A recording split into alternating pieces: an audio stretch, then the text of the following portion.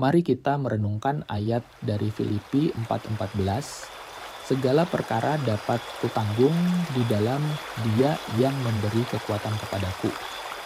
Ayat ini mengingatkan kita bahwa di dalam segala hal, baik dalam masa suka maupun duka, Tuhan adalah sumber kekuatan sejati yang memungkinkan kita menghadapi berbagai keadaan dengan ketabahan hati. 1.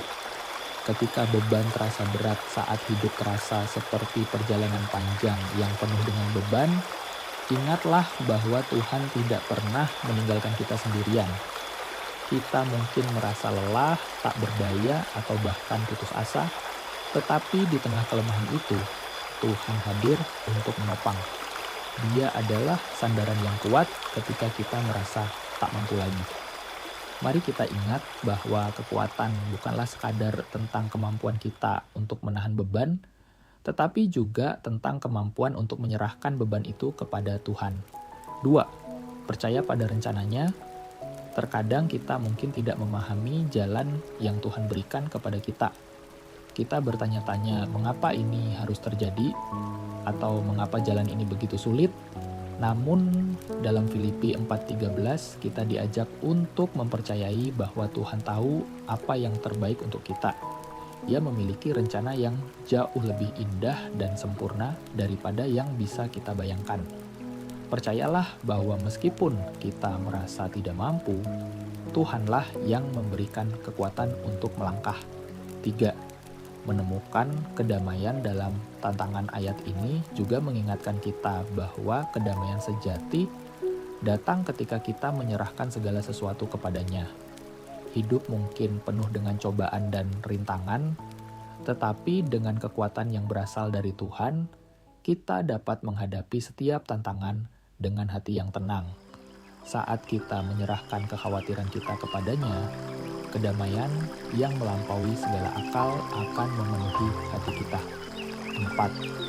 Mengandalkan Tuhan dalam setiap langkah hidup kita, dari yang terkecil hingga yang paling besar, dapat kita tempuh dengan kekuatan dari Tuhan. Terkadang kita mungkin merasa tidak berarti, atau langkah kita terasa begitu kecil di mata dunia. Namun, ingatlah bahwa setiap langkah yang kita ambil bersama Tuhan memiliki makna yang mendalam. Jangan takut untuk mengambil langkah sekecil apapun, karena bersama Tuhan, semua perkara dapat kita lalui.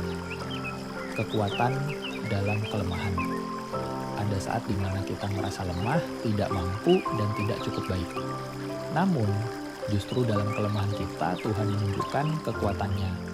Ayat ini menegaskan bahwa kita tidak perlu sempurna untuk menjadi kuat, karena kekuatan kita sejati justru terletak pada ketergantungan kita kepadanya. Ketika kita sadar akan keterbatasan kita dan menyerahkan semuanya kepada Tuhan, di sanalah kekuatan yang sejati hadir. 6. Bersyukur atas setiap keadaan. Filipi 4:13 juga mengajarkan kita tentang rasa syukur. Rasa syukur bukan hanya ketika kita berada dalam keadaan baik, tetapi juga dalam masa sulit. Bersyukur adalah pengakuan bahwa kita tidak menghadapi hidup ini sendirian. Ketika kita bersyukur, kita mengakui bahwa Tuhan adalah sumber kekuatan kita yang senantiasa setia, bahkan di saat kita merasa tak berdaya. 7. Melihat hidup dengan perspektif baru.